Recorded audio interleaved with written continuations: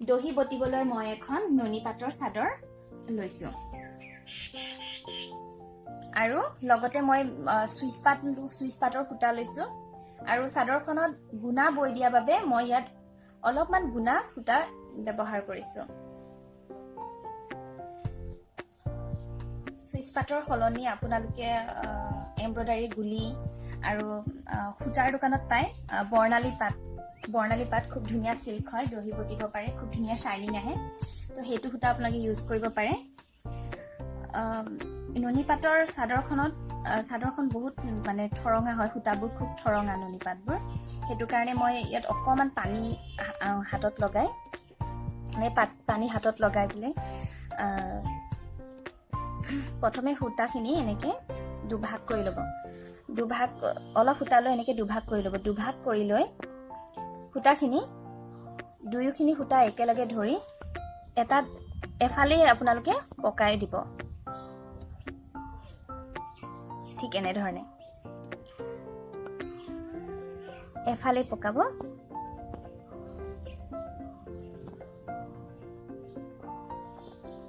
তাৰ পিছত আকৌ দুয়োখিনি সূতা একেলগে লৈ আকৌ নিজৰ ফালে এনেকে পকাই দিব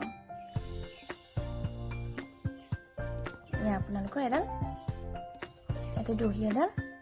সম্পূৰ্ণ হ'ল ঠিক তেনে ধৰণে আগৰ নিচিনাকৈ এনেকে অলপ সূতা লৈ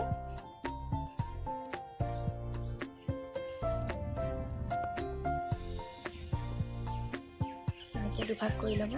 পানী এই কাৰণে লোৱা হয় তেতিয়া পকাবলৈ সহজ হয় আৰু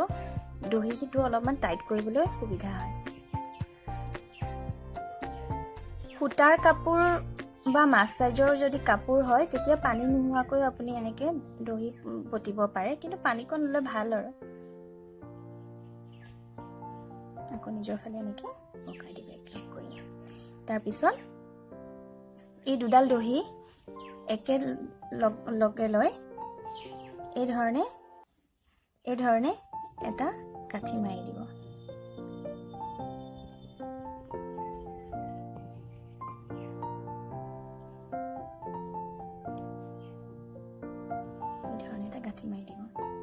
তাৰ পিছত ইয়াৰ মাজতে এই দুডাল সূতাৰ মাজতে গাঠিটোৰ ওপৰত এই দুডাল সূতাৰ মাজত সূতাখিনি ধুনীয়াকে মাজত এনেকে ল'ব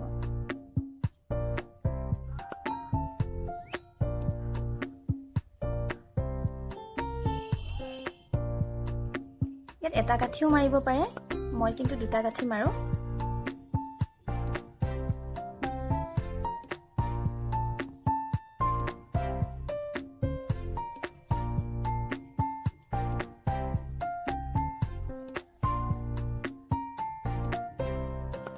এতিয়া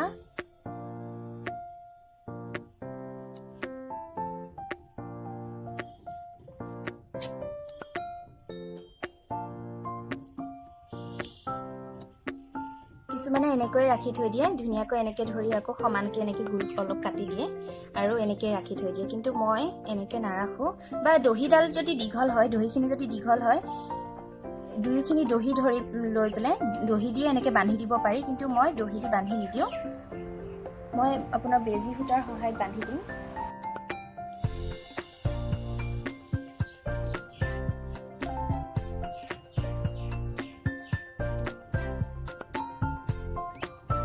সূতাখিনি যাতে কোনোফালে ওলাই নাযায় ৰৈ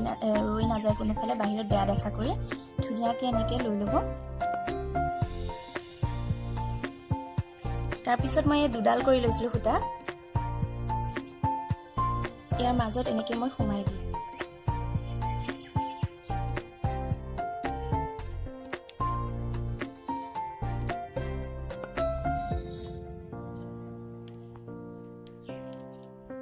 এনেকৈ দুপাক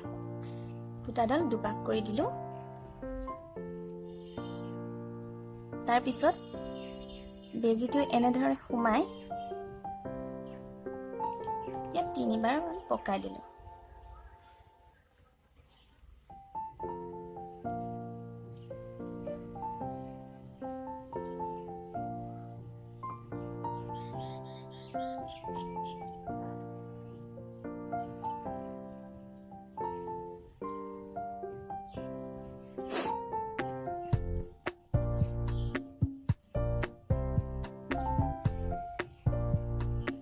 তাৰপিছত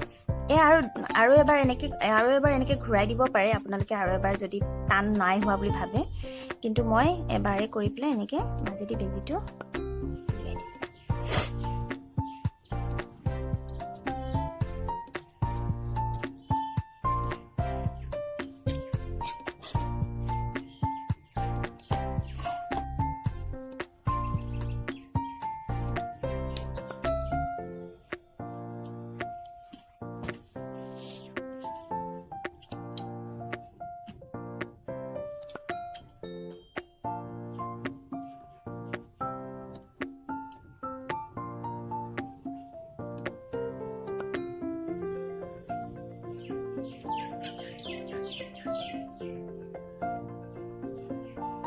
সখীসকল, মই কিন্তু দহি বটিবলৈ কাৰোৰ পৰা শিকা নাই। মই নিজে দহিবোৰ চাই নিজে আইডিয়া কৰিহে শিকি মই মোৰ পেহী আৰু জেঠাইক দেখুৱাইছিলোঁ, আৰু হৈছে নে নাই তেওঁলোকে হোৱা বুলি কোৱাৰ বাবেই মই আজিলৈ এনেকৈয়ে দহি বটো। আৰু এয়া চাওক, দহিটো এনেধৰণে সম্পূৰ্ণ হৈ গ'ল। মই আগতেও দুটামান দহি বটিছিলোঁ, এয়া চাওক। চুইচ পাতৰ দহি বটি মই ভাল পাওঁ, কিয়নো মানে এইবোৰ ফুলি থাকে ন, মোৰ বৰ ভাল লাগে।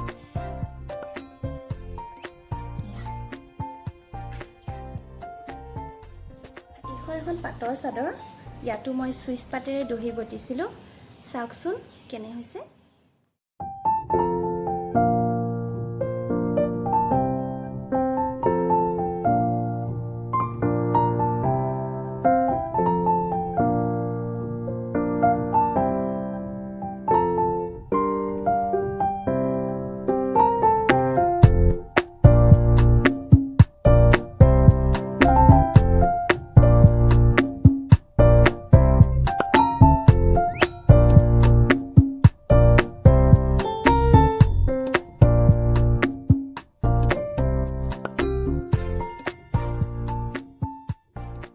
মই চাদৰৰ দহি বটা প্ৰচেছটো যদি আপোনালোকে ভাল পালে, তেতিয়াহ'লে ভিডিঅ'টিত লাইক, শ্বেয়াৰ আৰু ছাবস্ক্ৰাইব কৰিবলৈ নাপাহৰিব। ধন্যবাদ।